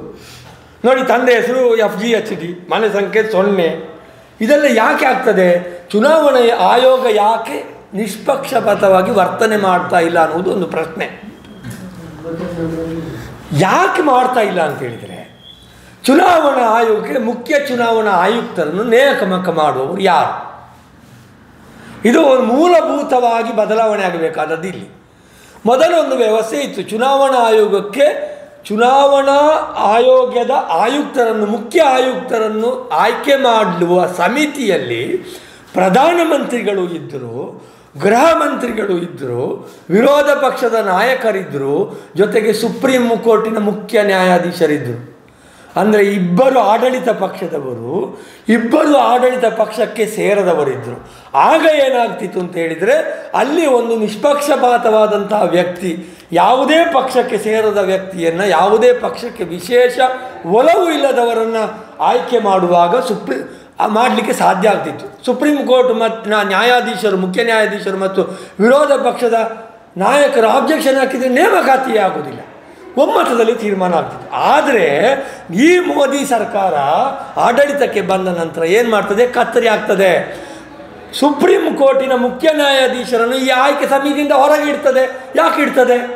ಏನು ಸುಪ್ರೀಂ ಕೋರ್ಟಿನ ಮುಖ್ಯ ನ್ಯಾಯಾಧೀಶರು ಈ ಚುನಾವಣಾ ಆಯುಕ್ತರನ್ನು, ಇಲೆಕ್ಷನ್ ಕಮಿಷನ್ನ ಮುಖ್ಯ ಆಯುಕ್ತರನ್ನು ಆಯ್ಕೆ ಮಾಡುವ ಸಮಿತಿಯಲ್ಲಿದ್ದರೆ ಏನು ಇವರಿಗೇನು ಇರುವೆ ಕಡೀತದ? ಅವರೇನಾದರೂ ಒಂದು ಪಾರ್ಟಿಯ ಸುಪ್ರೀಂ ಕೋರ್ಟ್ನ ಮುಖ್ಯ ನ್ಯಾಯಾಧೀಶರು? ಇವರ ಉದ್ದೇಶ ಏನು ಅಂತ ಹೇಳಿದರೆ, ಇವರ ಉದ್ದೇಶ ಈ ದೇಶದ ಎಲ್ಲ ಸಾಂವಿಧಾನಿಕ ಸಂಸ್ಥೆಗಳನ್ನು ತಮಗೆ ಬೇಕಾದ ಹಾಗೆ ಬಳಸಿಕೊಳ್ಳಬೇಕು. ತಮಗೆ ಬೇಕಾದ ಹಾಗೆ ಬಳಸಿಕೊಂಡು ED ನೋಡಿದ್ದೇವೆ, CBI ನೋಡಿದ್ದೇವೆ, ಹೇಗೆ ವಿರೋಧ ಪಕ್ಷಗಳಲ್ಲಿ ಮಾತ್ರ ಅವರಿಗೆ ಭ್ರಷ್ಟಾಚಾರ ಕಾಣುವುದು. ಆಡಳಿತ ಪಕ್ಷದ BJPಗೆ ಸೇರಿದವರಲ್ಲಿ ಅಲ್ಲಿ ಒಂದೇ ಒಂದು ಭ್ರಷ್ಟಾಚಾರ ಅವರ ಕಣ್ಣಿಗೆ ಬೀಳುವುದಿಲ್ಲ. ವಿರೋಧ ಪಕ್ಷಕ್ಕೆ ಸೇರಿದವರು ಇವರ ಬೆದರಿಕೆಗೆ ಬಗ್ಗೆ BJPಗೆ ಸೇರಿದರೆ ಕೇಸು ಕುಲಾಸು. ಅದೇ ರೀತಿ ಚುನಾವಣಾ ಆಯೋಗವನ್ನು ಕೂಡ ದುರುಪಯೋಗ ಮಾಡಿಕೊಂಡು ಈ ಕೆಲಸವನ್ನು ಮಾಡಿದ್ದಾರೆ. ಇಬ್ಬರು ಕೂಡ ನೀರಿನಿಂದ ತೆಗೆದು ಹೊರಗೆ ಬಿದ್ದಂಥ ಮೀನಿನ ಹಾಗೆ. ಹೌದು, ಕನ್ಕ್ಲೂಷನ್ ಒಟ್ಟು ಏನು ಅಂತ ಹೇಳಿದರೆ, ಇದು ತಕ್ಷಣಕ್ಕೆ ಏನಾಗಬೇಕು ಅಂತ ಹೇಳಿದರೆ, ಇವರ ಬಣ್ಣ ಬಯಲಾಗಿದೆ. ರಾಹುಲ್ ಗಾಂಧಿ ಅವರು ಹೇಳಿದ್ದಾರೆ, ಈ ಪ್ರಧಾನಮಂತ್ರಿಗಳು ವೋಟನ್ನು ಕದ್ದು ಪ್ರಧಾನಿಯಾಗಿದ್ದಾರೆ ಅಂತ. ನೈತಿಕತೆ ಅನ್ನುವುದೇನಾದರೂ ಇದ್ದರೆ, ತಾವು ಈ ಅಕ್ರಮವನ್ನು ನಡೆಸಿ ಏನು ಪ್ರಧಾನಮಂತ್ರಿಯಾಗಿ ಅಲ್ಲಿ ಕೂತು ಅಧಿಕಾರವನ್ನು ನಡೆಸ್ತಾ ಇದ್ದಾರೆ, ಅವರು ರಾಜೀನಾಮೆಯನ್ನು ಕೊಡಬೇಕಾಗ್ತದೆ. ಏನು ಚುನಾವಣಾ ಆಯೋಗದ ಏನು ಮುಖ್ಯಸ್ಥರು ಇದ್ದಾರೆ, ಯಾರೆಲ್ಲ ಇದರಲ್ಲಿ ಸೇರಿಕೊಂಡಿದ್ದಾರೆ, ಇವರು ಕೂಡ ರಾಜೀನಾಮೆ ಕೊಡಬೇಕಾಗ್ತದೆ, ತನಿಖೆಯನ್ನು ಎದುರಿಸಬೇಕಾಗ್ತದೆ. ಹೌದು, ನಮ್ಮದೇ ಅದೇ ಅಭಿಪ್ರಾಯ. ಹೌದು, ಏನು ಪ್ರಧಾನಮಂತ್ರಿಗಳು ರಾಜೀನಾಮೆಯನ್ನು ಕೊಟ್ಟು ಹೊಸ ಜನಾದೇಶಕ್ಕಾಗಿ ಚುನಾವಣೆಗೆ ಹೋಗಬೇಕು. ಮುಖ್ಯ ಚುನಾವಣಾ ಆಯುಕ್ತರುಗಳು ಕೂಡ ರಾಜೀನಾಮೆಯನ್ನು ಕೊಡಬೇಕು ಮತ್ತು ತನಿಖೆಯನ್ನು ಎದುರಿಸಬೇಕು. ದೂದ್ ಕಾ ದೂದ್, ಪಾನಿ ಕಾ ಪಾನಿ ಆಗಿ ಹೋಗಲಿ. Thank you. ಈ ಚುನಾವಣಾ ವಿರೋಧ ಪಕ್ಷದ ಈ ಚುನಾವಣಾ ಆಯ್ಕೆ ಆಗುವಾಗ ವಿರೋಧ ಪಕ್ಷದವರಿದ್ದರು. ಚೀಫ್ ಮುಖ್ಯ ವಿರೋಧ ಪಕ್ಷದವರು ಈಗಲೂ ಇದ್ದಾರೆ. ಏನು ಮಾಡಿ ಅವರದ್ದು ಮೂರರಲ್ಲಿ ಒಂದು ನಡೆಯುವುದಿಲ್ಲ. ನಿಮಗೆ ಸುಪ್ರೀಂ ಕೋರ್ಟ್ನ ಮುಖ್ಯ ನ್ಯಾಯಾಧೀಶರು ಇದ್ದರೆ 4ರಲ್ಲಿ 2 ಈಕ್ವಲ್ ಆಗ್ತದೆ. ಅಲ್ಲ ಹಾಗೆ ಇರಲಿಲ್ಲ ಅಂತ ಇವರ ಅದನ್ನು ಅವರು ಕಾನೂನು ಮಾಡಿದ್ದಾರೆ, ತಿದ್ದುಪಡಿ ಮಾಡಿದ್ದಾರೆ. ಅದು ಅವರು ಹೇಳಿದ್ದು ಇಲ್ಲಿವರೆಗೆ ಎತ್ತಲಿಲ್ಲ. ಈ ವಿಷಯ ಚರ್ಚೆ ಆಗಿದೆ, ಇಲ್ಲಿವರೆಗೆ ಎತ್ತಲಿಲ್ಲ ಅಷ್ಟೇ. ನನಗೆ ಹೇಗೆ ಎತ್ತಿದ್ದು, ಈಗ ನನಗೆ ಹೇಗೆ ಎತ್ತಿದೆ, ನಾವು ಏನು ಮಾಧ್ಯಮಗಳನ್ನು ಕೂಡ ಈ ದೇಶದಲ್ಲಿ ಮಡಿಲ ಮಾಧ್ಯಮಗಳನ್ನಾಗಿ ಮಾಡಿಕೊಳ್ಳಾಗಿದೆ. ಅದಕ್ಕೋಸ್ಕರ ಮಾಧ್ಯಮದಲ್ಲಿ ಕಟ್ಟಾಗ್ತದೆ. ನಿಮಗೆ ಮೋದಿ ಹೇಳಿದ್ದು ದೊಡ್ಡಕ್ಕೆ ಬರ್ತದೆ ಎದುರಿನ ಪುಟದಲ್ಲಿ, ವಿರೋಧ ಪಕ್ಷದವರು ಹೇಳಿದ್ದು ಸಣ್ಣಕ್ಕೆ ಹಿಂದಿನ ಪುಟದಲ್ಲಿ ಬರ್ತದೆ. ಇಷ್ಟು ಅದು ಕಾಣುವುದಿಲ್ಲ, ಬರ್ತದೆ. ಹುಡುಕಬೇಕು, ಭೂತ ಕನ್ನಡಿ ಹಾಕಿಕೊಂಡು ಓದು. ಇದು ಇದು ಇದು ಇದು ವಾಸ್ತವ. ಇದು ವಾಸ್ತವ. ಇದನ್ನು ಎಲ್ಲರೂ ಒಪ್ಪಿಕೊಳ್ತಾರೆ, ಪತ್ರಕರ್ತರು ಒಪ್ಪಿಕೊಳ್ತಾರೆ. ಯಾಕಂದರೆ ಪತ್ರಕರ್ತರ ತಪ್ಪಲ್ಲ, ತಪ್ಪು ಅವರ ದನಿಯದ್ದು. ಅಲ್ಲಿ ಟೈಪ್ ಹಾಕುವುದು, ಅಲ್ಲಿ ಪೇಜ್ ಸೆಟ್ ಮಾಡೋರು ಬೇರೆ ಇದ್ದಾರೆ, ಪರ್ಚೇಸ್ ಮಾಡಿರ್ತಾರೆ. ಅದು ಎಲ್ಲ ರಾಜಕೀಯದಲ್ಲಿ ಇದ್ದದ್ದು. ನಿಮ್ಮ ರಾಜಕೀಯದಲ್ಲೂ ಅಂತ ಅಲ್ಲಿಗೆ ಬಂತಲ್ಲ ನಿಖಿಲ ಕಳುವರೆ ಇಂಕ್ಲೆಲ್ಲ ಕಳುವರೆ ಅನ್ನೋ ಅಲ್ಲಿಗೆ ಬಂತಲ್ಲ. ನಾವು ಒಪ್ಪುವುದಿಲ್ಲ. ನಾವು ಈಗ ಅವರು ಒಪ್ತಾ ಇದ್ದಾರಲ್ಲ, ಎಲ್ಲರದ್ದು ಒಂದೇ ಅಂತ.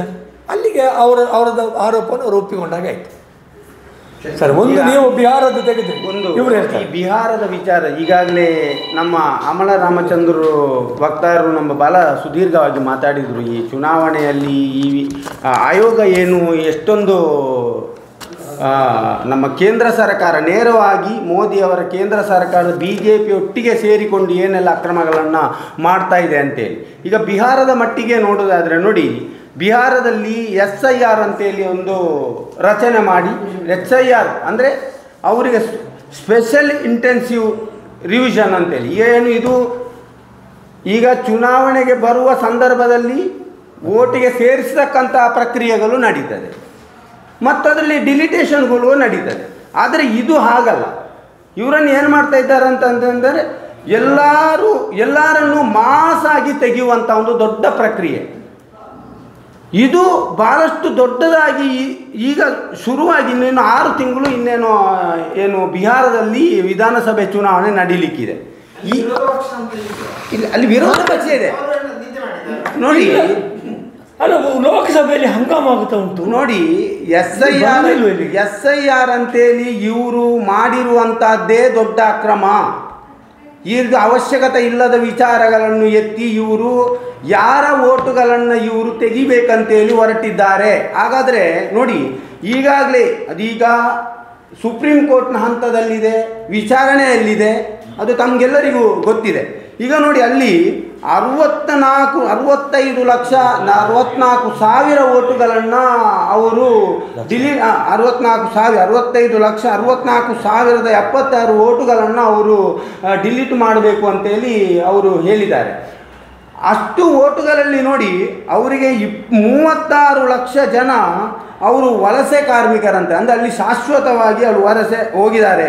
ಮತ್ತು ಅಲ್ಲಿ 22 ಲಕ್ಷ ಚಿಲ್ಲರೆ ಇದು ಹೌದು ಸತ್ತಿದ್ದಾರೆ ಅಂತೇಳಿ. ಆದರೆ ಇವತ್ತು ಸುಪ್ರೀಂ ಕೋರ್ಟ್ ಹೇಳಿದೆ, ಅಲ್ಲಿಗೆ 17 ಜನ ಸತ್ತಿರುವಂಥವರು ಸುಪ್ರೀಂ ಕೋರ್ಟ್ನ ಮುಂದೆ ಹಾಜರಾಗಿದ್ದಾರಂತೆ. ಇದು ನಾವು ಜೀವಂತ ಇದ್ದೇವೆ, ನಮ್ಮ ಓಟು ತೆಗಿಬೇಡಿ ಅಂತೇಳಿ. ಹಾಗಾದರೆ ಏನು ಇದರ ಅಸಲಿಯತ್ತು ಏನು ಅಂತೇಳಿ ನೋಡಿ. 80 ಓಟು ಮನೆಯಲ್ಲಿತ್ತು, ಅದು ಒಂದು ವಿಚಾರ ನೋಡಿ. ಇಲ್ಲಿಗ ನೇರವಾಗಿ ಸುಪ್ರೀಂ ಕೋರ್ಟಿಗೆ ಹೋಗಿ ಸತ್ತವರೇ ನಾವು ಬದುಕಿದ್ದೇವೆ ಅಂತೇಳಿ ಹೇಳುವಾಗ ಇವರು ಡಿಲಿಟೇಷನ್ ಮಾಡುವಂಥದ್ದು ಇದು ಅವರು ನ್ಯಾಯಸಮ್ಮತವಾಗಿ ಮಾಡ್ತಾ ಇದ್ದಾರೆ. ಅಲ್ಲ ಕಳ್ಳತನ ಮಾಡಲಿ ಅಂದರೆ ಯಾರ ಓಟುಗಳನ್ನು ಇವರು ತೆಗಿತಾ ಇದ್ದಾರೆ ನೋಡಿ. ಬಿಹಾರದಂಥ ರಾಜ್ಯದಲ್ಲಿ ಅಲ್ಲಿ ಹೆಚ್ಚು ಅನಕ್ಷರಸ್ಥರಿರುವಂಥ ಜಾಗ, ಹೆಚ್ಚು ವಲಸೆ ಹೋಗ್ತಾ ಇರತಕ್ಕಂಥ ಜನ ಇರುವಂಥ ಜಾಗ, ಅಲ್ಲಿಯ ಮತದಾರ, ಅದರಲ್ಲಿಯೂ ಕೂಡ ಆದಿವಾಸಿಗಳು, ಅಲ್ಲಿಯ ದಲಿತರು, ಮುಸ್ಲಿಮರು, ಇಂಥವರ ಓಟುಗಳನ್ನೇ ಅವರು ಟಾರ್ಗೆಟ್ ಮಾಡಿ ತೆಗಿತಾ ಇದ್ದಾರೆ. ಇಲ್ಲದಿದ್ದರೆ ಅವರಿಗೆ ನೋಡಿ, ಈಗಲೇ ಸುಪ್ರೀಂ ಕೋರ್ಟ್ ಕೂಡ ಅದರ ಬಗ್ಗೆ ಕಳವಳವನ್ನು ವ್ಯಕ್ತಪಡಿಸಿದೆ. ಸುಪ್ರೀಂ ಕೋರ್ಟ್ ಕೂಡ ಹೇಳಿದೆ, ನೀವು ಅಷ್ಟು ನೇರವಾಗಿ ಅದಕ್ಕೆ ನಮಗೆ ಬೇಕಾದಂತಹ ದಾಖಲೆಗಳನ್ನು ಕೊಡಬೇಕಂತ ಹೇಳಿದಾಗ ಇದು ನಿರಾಕರಿಸಿದೆ. ನಮಗೆ ದಾಖಲೆಗಳನ್ನು ಸಂಬಂಧಪಟ್ಟ BLOಗಳಿಗೆ ನಾವು ಕೊಟ್ಟಿದ್ದೇವೆ ಅಂತೇಳಿ. ಆದ್ದರಿಂದ ನಮ್ಮ ವಿಚಾರ ಇಷ್ಟೇ, ಒಟ್ಟು ಚುನಾವಣಾ ಆಯೋಗವನ್ನು ದುರುಪಯೋಗ ಪಡಿಸಿಕೊಂಡು ಈಗ ಬಿಹಾರದಲ್ಲಿ ಮಾತ್ರ ಅಲ್ಲ, ಮುಂದೆ ನೀವು ಕರ್ನಾಟಕ ಬೇರೆ ಬೇರೆ ರಾಜ್ಯಗಳಿಗೂ ನೀವು ರೆಡಿಯಾಗಿರಿ ಅಂತೇಳಿ ಚುನಾವಣಾ ಆಯೋಗ ಹೇಳಿದೆ. ಇದೇ ರೀತಿಯ ಮಾದರಿಯಲ್ಲಿ ನಾವು ಮಾಡ್ತೇವೆ ಅಂತೇಳಿ ಚುನಾವಣಾ ಆಯೋಗ ಹೇಳಿದೆ. ಆದರೆ ಸುಪ್ರೀಂ ಕೋರ್ಟು ಇದು ಒಂದು ತಾರ್ಕಿಕವಾದಂತಹ ಒಂದು ಅಂತ್ಯಕ್ಕೆ ಅದನ್ನು ತಗೊಂಡು ಹೋಗ್ತದೆ ಎಂಬ ನಂಬಿಕೆ ನಮ್ಮಲ್ಲಿದೆ.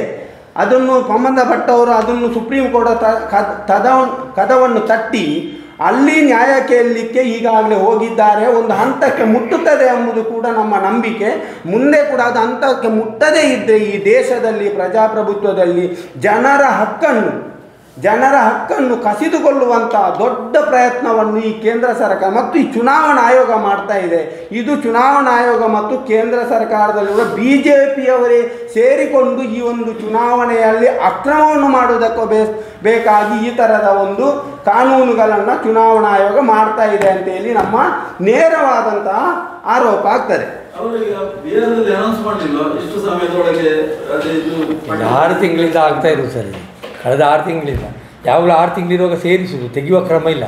ನೀವು ಹೇಳಿದ್ರಲ್ಲ, ಇದು ನರಿ ಮತ್ತು ಇನ್ನೊಂದು ಇದೊಂದು ಗೆಣಸು ಮಾಡಿದಾಗೆ ಮಿತ್ತದ ಎಂಕ್ ತಿರ್ತದ ನಿಕ್ ಅಂತ, ಮತ್ತಿನ ಸಲ ಉಲ್ಟಾ ಮಿತ್ತದ ನಿಕ್ ತಿರ್ತದ ಎಂಕ್ ಅಂತ.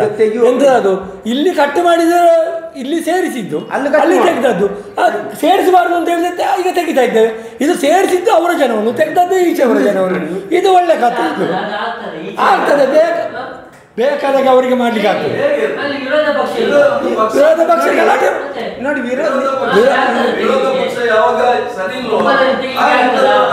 ಅಲ್ಲ, ವಿರೋಧ ಪಕ್ಷ ಮಾತಾಡ್ತಲೇ ಇದೆ.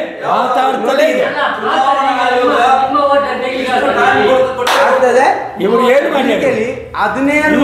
ಮಾಡಿ ಈಗ 17 ಜನ ಸುಪ್ರೀಂ ಕೋರ್ಟ್ಗೆ ನಾವು ಸತ್ತಿಲ್ಲ ಅಂತೇಳಿ ಹೋಗಿದ್ದಾರೆ ಎಂಬುದು ಸುಳ್ಳ. ಅದು ಯಾಕೆ ತೆಗೆದಿದ್ದಾರೆ? ಒಬ್ಬ ವ್ಯಕ್ತಿಗೆ ಅನ್ಯಾಯ ಆದ್ರೂ, ಒಬ್ಬ ವ್ಯಕ್ತಿಗೆ ಕೂಡ ಮತದಾನದ ವಂಚಿತರಾದ್ರೂ ಅದು ತಪ್ಪೇ ಅಲ್ವಾ?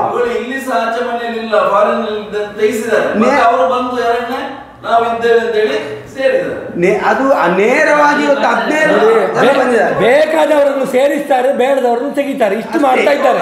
ಅವರಿಗೆ ಬೇಕಾದವರನ್ನು ಕಾನೂನು ಪ್ರಕಾರ ಅಲ್ಲ. ಆಯ್ತು ಸರ್, ಒಂದು ನಿಹಾಲ್ ಅವರು ಒಂದು ಶಾಸಕರ ಒಂದು ಇದರ ಬಗ್ಗೆ ಒಂದು ಹೇಳ್ತಾರೆ, ಪುತ್ತೂರಿನ ಬಗ್ಗೆ. ಸಂಶೋರೆ ಪುತ್ತೂರಿನ ಬಗ್ಗೆ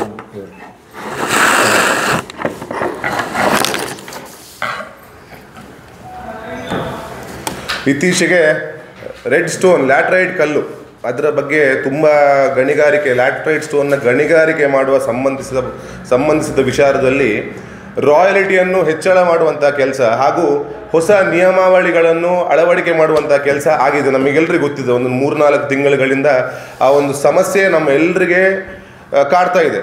ಆ ಸಮಸ್ಯೆಯಲ್ಲಿ ಮೇಜರ್ ಸಫರ್ ಆಗಿರೋರು ಯಾರಂತ ಹೇಳಿದರೆ, ಒಂದು ನಮ್ಮ ದಕ್ಷಿಣ ಕನ್ನಡ ಮತ್ತು ಉಡುಪಿ ಜಿಲ್ಲೆಯ ಕಟ್ಟಡ ಕಾಮಗಾರಿಗಳು ಒಂದು, ಇನ್ನೊಂದು ಕಟ್ಟಡ ಕಾರ್ಮಿಕರು ಮತ್ತು ಗಾರೆ ಕೆಲಸ ಮಾಡುವವರಿಗೆ ತುಂಬ ಸಮಸ್ಯೆ ಉಂಟಾಗಿದೆ. ಹಾಗೂ ಲಾಜಿಸ್ಟಿಕ್ಸ್, ಆ ಕಟ್ಟಡ ಕಾರ್ಮಿಕ ನಮ್ಮ ಕೆಂಪು ಸ್ಟೋನನ್ನು ಸಾಗಾಟ ಮಾಡುವಂಥ ಲಾರಿಗಳು ಮೋರ್ ದೆನ್ 1,000ಕ್ಕಿಂತ ಹೆಚ್ಚು ಲಾರಿಗಳಿಗೂ ತೊಂದರೆ ಆಗಿದೆ. ಈ ಒಂದು ಸಮಸ್ಯೆ ಎಲ್ಲರಿಗೆ ಕಾಡ್ತಾ ಇತ್ತು. ಈ ಒಂದು ಸಮಸ್ಯೆಗೆ ಮತ್ತು ಈ ಒಂದು ಜನರ ನೋವು ಅಂತಲೇ ಹೇಳ್ಬೋದು, ಜನರ ಸಮಸ್ಯೆಗೆ ಸ್ಪಂದಿಸಿ ನಮ್ಮ ಪುತ್ತೂರಿನ ಶಾಸಕರು ಅಶೋಕ್ ಕುಮಾರ್ ರೈ ಅವರು ವಿಧಾನಸಭೆಯ ಅಧಿವೇಶನದ ಮೊದಲನೆಯ ದಿನ ಜನರ ಸಮಸ್ಯೆಯನ್ನು ಅರಿತು ಜನರ ಪರವಾಗಿ ಈ ಅಧಿವೇಶನದಲ್ಲಿ ಒಂದು ಪ್ರಶ್ನೆಯನ್ನು ಎತ್ತಿದ್ದಾರೆ. ಆ ಪ್ರಶ್ನೆಯನ್ನು ಎತ್ತಿದ ಏಕೈಕ ಶಾಸಕ ಅಂತ ನಾನು ಹೇಳಲಿಕ್ಕೆ ತುಂಬ ಹೆಮ್ಮೆಯಿಂದ ಹೇಳಲಿಕ್ಕೆ ಇಷ್ಟಪಡ್ತೇನೆ. ಏಕೈಕ ಶಾಸಕ ಯಾಕೆ ಹೇಳೋದು ಅಂತ ಹೇಳಿದ್ರೆ, ಅಶೋಕ್ ರೈ ಅವರು ಹೇಳಿದ ನಂತರ ವಿರೋಧ ಪಕ್ಷದ MLAಗಳು ಅದರಲ್ಲಿ ಮೈಲೇಜ್ ತಗೊಳ್ಳುವಂಥ ಕೆಲಸ ಮಾಡ್ತಾ ಬಂದಿದ್ದಾರೆ. ಇದು ಮೊದಲನೇ ಸರ್ತಿ ಆಗುವುದಲ್ಲ, ಇದು ಕಳೆದ ಸರ್ತಿನೂ ನಾವು ನೋಡಿದ್ದೇವೆ. ಕಂಬಳದ ವಿಚಾರ ಆಗಿರ್ಬೋದು, ತುಳುವನ್ನು ಎರಡನೇ ಅಧಿಕೃತ ಭಾಷೆಯನ್ನಾಗಿ ಮಾಡುವಂಥ ವಿಚಾರ ಆಗಿರ್ಬೋದು, ನಮ್ಮ ಹಳದಿ ರೋಗದ ವಿಚಾರ ಆಗಿರ್ಬೋದು. ಹಾಗೆ ಅನೇಕ ವಿಚಾರಗಳಲ್ಲಿ ಶಾಸಕರು ಅದರ ಬಗ್ಗೆ ತಿಳಿದು ಸುಮ್ಮನೆ ಗಾಳಿಯಲ್ಲಿ ಮಾತಾಡೋದು ನಾವೀಗ ನೋಡಿರ್ಬೋದು. ನಮ್ಮ ಕಡೆ ಪೊಲೀಸ್ ಇಲ್ಲ, ನಮ್ಮ ಕಡೆ ಪೊಲೀಸ್ ಇದ್ದಾರೆ, ಅದು ಮಾಡ್ತಾ ಇಲ್ಲ, ಇದು ಮಾಡ್ತಿಲ್ಲ, ಬೇಸ್ಲೆಸ್ ಮಾತಾಡೋದಕ್ಕಿಂತ ಈಗ ಯಾರ್ಯಾರಿಗೆ ಸಫರ್ ಆಗಿದ್ದಾರೆ ಅವ್ರ ಹತ್ರ ಮಾತಾಡಿ ಅದರ ಬಗ್ಗೆ ಸಾಧಕ ಬಾಧಕ ಚರ್ಚೆ ಮಾಡಿ ಪಾಯಿಂಟ್ಸನ್ನು ಇಟ್ಕೊಂಡು ಮಾತಾಡಿರುವಂಥ ಶಾಸಕರು ಅಶೋಕ್ ಕುಮಾರ್ ರೈ ಅವರಂತ ಹೇಳಲಿಕ್ಕೆ ತುಂಬ ಹೆಮ್ಮೆಯಿಂದ ನಾನೊಂದು ಪುತ್ತೂರಿನ ದಕ್ಷಿಣ ಕನ್ನಡ ಜಿಲ್ಲೆಯ ಸದಸ್ಯರಾಗಿ ಈ ಒಂದು ಸಮಸ್ಯೆ ನಮಗೂ ಎಲ್ರಿಗೂ ಕಾಡ್ತಾ ಇದೆ. ಸೊ ನಾವೆಲ್ಲರ ಪರವಾಗಿ ಅವರಿಗೆ ಧನ್ಯವಾದ ಹೇಳಬೇಕಂತ ಇಷ್ಟಪಡ್ತೇನೆ. ಹಾಗೆ ಶಾಸಕರು ಮಾಡಿದಂಥ ಪ್ರಶ್ನೆಗೆ ಸ್ಪಂದಿಸಿ ನಮ್ಮ ಸರ್ಕಾರವು ನಿನ್ನೆ ಒಂದು ಮೀಟಿಂಗನ್ನು ಕರೆದಿದೆ.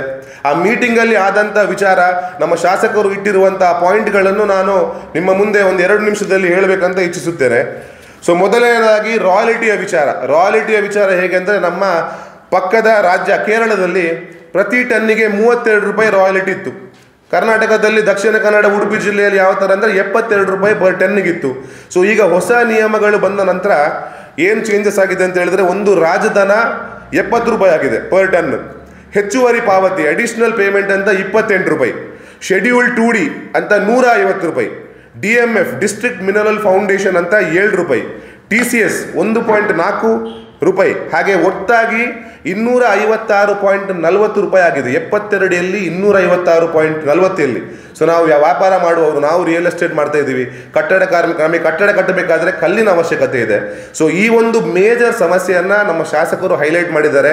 ನಿನ್ನೆ ಮೀಟಿಂಗ್ ಕೂಡ ಹಾಗೆ ಹೈ ಪ್ರೊಫೈಲ್ ಮೀಟಿಂಗ್ ನಡೆದಿದೆ. ಆ ಮೀಟಿಂಗಲ್ಲಿ ಇದ್ದವರು ಯಾರಂತ ಹೇಳಿದ್ರೆ UT ಖಾದರ್ ಸಾಹೇಬರಿದ್ದರು, ದಿನೇಶ್ ಗುಂಡ್ರಾವ್ ನಮ್ಮ ಜಿಲ್ಲಾ ಉಸ್ತುವಾರಿ ಸಚಿವರಾಗಿರುವಂಥ ದಿನೇಶ್ ಗುಂಡ್ರಾವ್ ಸರ್ ಇದ್ದರು, SS ಮಲ್ಲಿಕಾರ್ಜುನ್ ಗಣಿ ಮತ್ತು ಗಣಿ ಇಲಾಖೆಯ ಮಂತ್ರಿಗಳಾದ SS ಮಲ್ಲಿಕಾರ್ಜುನ್, ಕೃಷ್ಣ ಬೈರೇಗೌಡ, ಪ್ರಿಯಾಂಕ್ ಖರ್ಗೆ ಮತ್ತು ಬೈರತಿ ಸುರೇಶ್ ಅವರಿದ್ದರು. ಸೊ ಹಾಗೆ ದಕ್ಷಿಣ ಕನ್ನಡ, ಉತ್ತರ ಕನ್ನಡ ಜಿಲ್ಲೆಯ ಎಲ್ಲ ಶಾಸಕರು, ಉಡುಪಿಯ ಶಾಸಕರು ಕೂಡ ಇದ್ದರು. ಹಾಗೂ ಉನ್ನತ ಮಟ್ಟದ ಅಧಿಕಾರಿಗಳೊಂದಿಗೆ ಸಭೆ ನಡೆದಿದೆ. ಆ ಸಭೆಯಲ್ಲಿ ನಿರ್ಣಯ ಆಗಿ ಶಾಸಕರು ಮತ್ತೆ ಈ ಪಾಯಿಂಟನ್ನು ಎತ್ತಿದ್ದಾರೆ. ಮುಂಚೆ 72 ರೂಪಾಯಿ ಇದ್ದದನ್ನು 100 ರೂಪಾಯಿಯ ಒಳಗಡೆ ಇಡಬೇಕಂತ ಅವರು ಡಿಮಾಂಡನ್ನು ಇಟ್ಟಿದ್ದಾರೆ, ಎಲ್ಲರ ಮುಂದೆನೂ ಹೇಳಿದ್ದಾರೆ. ಸೊ ಸಭೆಯಲ್ಲಿ ನಿರ್ಧಾರ ಆಗೋ ಪ್ರಕಾರ 100 ರೂಪಾಯಿಗೆ ನಿಗದಿತ ಆಗುವ ಸಾಧ್ಯತೆಗಳಿವೆ. ಅದು ಇನ್ನೂ 15 ದಿನದಲ್ಲಿ ಅವರು ಅಧಿಕೃತವಾಗಿ ಘೋಷಣೆಯನ್ನು ಮಾಡ್ತಾರೆ. ಬಟ್ ನಿನ್ನೆಯ ಮೀಟಿಂಗ್ ಪ್ರಕಾರ ಎಲ್ಲರೂ 100 ರೂಪಾಯಿಗೆ ನಾವು ಅಧಿಕೃತವಾಗಿ ಮಾಡಬೇಕಂತ ಒಪ್ಕೊಂಡಿದ್ದಾರೆ. ಸೊ ಅದೊಂದು ಮೇಜರ್ ಡೆವಲಪ್ಮೆಂಟ್. ಇನ್ನೊಂದು ಮಣ್ಣಿನ ಪರೀಕ್ಷೆ. ಮುಂಚೆ ನಮ್ಮ NITK ಸುರತ್ಕಲಲ್ಲಿ ಸಿವಿಲ್ ಡಿಪಾರ್ಟ್ಮೆಂಟಲ್ಲಿ ಮಣ್ಣಿನ ಪರೀಕ್ಷೆ ಆಗ್ತಾ ಇತ್ತು. ಯಾವುದು ಬಾಕ್ಸೈಟಿಗೂ ನಮ್ಮದು ಮಣ್ಣು ಹೋಗ್ತದೆ, ಅದರ ಪರೀಕ್ಷೆ ಆಗಿರ್ಬೋದು, ಅಥವಾ ಲ್ಯಾಟ್ರೈಟ್ ಸ್ಟೋನ್ ಆಗಿರ್ಬೋದು, ಅದರ ಪರೀಕ್ಷೆ ಆಗ್ತಿದ್ದದ್ದು NITKಯ ಸಿವಿಲ್ ಡಿಪಾರ್ಟ್ಮೆಂಟಲ್ಲಿ. ಅದನ್ನು ಚೇಂಜ್ ಮಾಡಿ ಬೆಂಗಳೂರು ನಿರ್ದೇಶಕರ ಕಚೇರಿಯ ಕೆಮಿಸ್ಟ್ರಿ ಲ್ಯಾಬ್ನಲ್ಲಿ ಮಾಡಬೇಕಂತ ಘೋಷಣೆಯನ್ನು ಮಾಡಿದರು. ಅದು ಫೀಸಿಬಲ್ ಅಲ್ಲ. ಪುತ್ತೂರಿನ ಜನತೆ ಅಲ್ಲ, ಹಳ್ಳಿಯವರು ಪ್ರತಿಯೊಂದು ಸ್ಯಾಂಪಲ್ ಟೆಸ್ಟಿಗೆ ಬೆಂಗಳೂರಿಗೆ ಹೋಗಿ ಅಲ್ಲಿ ಹೋಗಿ ಅದರ ಹಿಂದೆ ತಿರುಗುವಂಥ ಕೆಲಸ ಮಾಡೋದು ಸಾಧ್ಯ ಇಲ್ಲ. ಈ ವಿಷಯವನ್ನು ಕೂಡ ಎತ್ತಿ ಹಿಡಿದಿದ್ದಾರೆ. ಅದನ್ನು ಕೂಡ ನಾವು ಯೋಚನೆ ಮಾಡಿ ಅದಕ್ಕೆ ಸಾಧಕ ಬಾಧಕವನ್ನು ಚರ್ಚೆ ಮಾಡಿ ಮುಂದಿನ ದಿನಗಳಲ್ಲಿ ಇಂಪ್ಲಿಮೆಂಟ್ ಮಾಡ್ತೀವಿ ಅಂತ ಭರವಸೆಯನ್ನು ಕೊಟ್ಟಿದ್ದಾರೆ. ಅದರ ಜೊತೆಗೆ ಜಂಟಿ ಸರ್ವೆ ಆದೇಶವನ್ನು ರದ್ದುಪಡಿಸಿ ತಾಲೂಕು ವ್ಯಾಪ್ತಿಯಲ್ಲಿ ತಹಶೀಲ್ದಾರ್ ಮೂಲಕ ಸರ್ವೆ ನಡೆಸಬೇಕೆಂದು ಕೂಡ ಆ ಪಾಯಿಂಟನ್ನು ಇಟ್ಟಿದ್ದಾರೆ. ಇನ್ನೊಂದು ಪಾಯಿಂಟ್, GPS ಕಡ್ಡಾಯ ಆದೇಶವನ್ನು ರದ್ದುಪಡಿಸಬೇಕು, ಅದು ಪಾಯಿಂಟನ್ನು ಕೂಡ ಇಟ್ಟಿದ್ದಾರೆ. ಮತ್ತು RTCಯಲ್ಲಿ ಒಂದಕ್ಕಿಂತ ಹೆಚ್ಚು ಜನರ ಹೆಸರಿದ್ದಲ್ಲಿ, ದಾಖಲೆಗಳು ಸರಿ ಇದ್ದಲ್ಲಿ ಪರ್ಮಿಟಿಗೆ ಆದೇಶ ಮಾಡಿ ಕೊಡಬೇಕು. ಸೊ ಹೊಸ ರೂಲ್ಸ್ ಬಂದ ನಂತರ ಅಧಿಕಾರಿಗಳ ಸ್ವಲ್ಪ ಕಿರುಕುಳ ಜಾಸ್ತಿ ಆಗ್ತಾ ಇದೆ. ಯಾಕಂದರೆ RTCಯಲ್ಲಿ ಹೆಸರು ದಾಖಲೆ ಸರಿ ಇದ್ರೂ ಕೂಡ ಪರ್ಮಿಟ್ ಕೊಡೋದ್ರಲ್ಲಿ ಸ್ವಲ್ಪ ಹಿಂಜರಿತಿದ್ದಾರೆ. ಆ ಸಮಸ್ಯೆಯನ್ನು ಬಗೆಹರಿಸಬೇಕಂತಲೂ ನಾವು ನನ್ನ ಡಿಸ್ಕಷನ್ ಮಾಡಿದ್ದಾರೆ. ಮತ್ತು ರಿನಿವಲ್ಗೆ ಬಾಕಿ ಇದ್ದ ಅರ್ಜಿಗಳನ್ನು ಈ ಕೂಡಲೇ ರಿನಿವಲ್ ಮಾಡಬೇಕಂತ. ಇನ್ನೊಂದು, ಕಲ್ಲು ಸಾಗಾಟಕ್ಕೆ ಆದ ಅನುಮತಿಯನ್ನು ಜಿಲ್ಲೆಗೆ ಸೀಮಿತಗೊಳಿಸದೆ ರಾಜ್ಯಕ್ಕೆ ವಿಸ್ತರಿಸುವಂತೆ ಒಂದು ನಮ್ಮ ಎಲ್ಲ ಕಾರ್ಮಿಕರ ಒಂದು ಡಿಮಾಂಡನ್ನು ಅಲ್ಲಿ ಮುಂದೆ ಇಟ್ಟಿದ್ದಾರೆ. ನನ್ನ ಮೀಟಿಂಗ್ ಕೂಡ ಭಾಳ ಚೆನ್ನಾಗಿ ನಡೆದಿದೆ. ಅದರ ಜೊತೆಗೆ ಇನ್ನೊಂದು 9/11 ಸಮಸ್ಯೆ ಕೂಡ ಅದರ ಬಗ್ಗೆ ಚರ್ಚೆ ನಡೆದಿದೆ. ಅದಕ್ಕೋಸ್ಕರನೇ ನನ್ನ ಮೀಟಿಂಗಲ್ಲಿ ಕೃಷ್ಣ ಬೈರೇಗೌಡ ಹಾಗೂ ಬೈರತಿ ಸುರೇಶ್ ಅವರು ಭಾಗಿಯಾಗಿದ್ದರು. 9/11 ಅಂದರೆ ಈಗ ನಮ್ಮದು KTCP, Karnataka town and council planning, Karnataka town and council ಪ್ಲಾನಿಂಗ್ನ 4K ಅಮೆಂಡ್ಮೆಂಟ್ ಬಂದಿದೆ. 7/5/2025 ನಂತರ ಹೊಸ ರೂಲ್ಸ್ ಬಂದ ಕಾರಣ 9/11 ನಮ್ಮ ದಕ್ಷಿಣ ಕನ್ನಡ ಉಡುಪಿ ಜಿಲ್ಲೆಯ ಜನರಿಗೆ ತುಂಬ ಸಮಸ್ಯೆ ಆಗ್ತಾ ಇದೆ. ಆ ಸಮಸ್ಯೆ ವಿಚಾರ ಕೂಡ ಆಗ ನಾವು ಕೂಡದಿಂದ ಒಂದು ಸಮಸ್ಯೆಗಳ ಲಿಸ್ಟನ್ನೇ ಕೊಟ್ಟಿದ್ದೀವಿ. ಅದು ಮುಂದಿನ ದಿನದಲ್ಲಿ ಪ್ರಶ್ನೆಯನ್ನು ಕೇಳಲಿಕ್ಕಿದ್ದಾರೆ. ಬಟ್ ಅದರ ಚರ್ಚೆ ಕೂಡ ನಡೆದಿದೆ. ಸೊ ಕನ್ಕ್ಲೂಷನ್ ಏನಂತ ಹೇಳಿದ್ರೆ, ನಾಡಿನ ಸಮಸ್ಯೆ, ನಾವು ರಿಯಲ್ ಎಸ್ಟೇಟ್ ಡೆವಲಪರ್ಸ್ ಆಗಿರ್ಬೋದು, ಕಾಮಗಾರಿ ಯಾವುದು ನಮ್ಮ ಗಣಿಯನ್ನು ಮಾಡುವಂಥ ಲ್ಯಾಟ್ರೈಟ್ಸ್ ರೋಡ್ನ ಗಣಿಯನ್ನು ಮಾಡುವಂಥ ವ್ಯಾಪಾರಸ್ಥರಾಗಿರ್ಬೋದು, ಅಥವಾ ಗಾರೆ ಕೆಲಸ ಮಾಡುವ ಕಾರ್ಮಿಕರಾಗಿರ್ಬೋದು, ಅಥವಾ ಲಾರಿ ಮಾಲಕರಾಗಿರ್ಬೋದು, ಎಲ್ಲರ ಪರವಾಗಿ ಪುತ್ತೂರಿನ ಶಾಸಕರಿಗೆ ತುಂಬ ಹೃದಯದ ಕೃತಜ್ಞತೆ ಮತ್ತು ಧನ್ಯವಾದವನ್ನು ಹೇಳಲಿಕ್ಕೆ ಇಷ್ಟಪಡ್ತಾ ಇದ್ದೇನೆ. ಅವಕಾಶಕ್ಕೆ ಧನ್ಯವಾದಗಳು.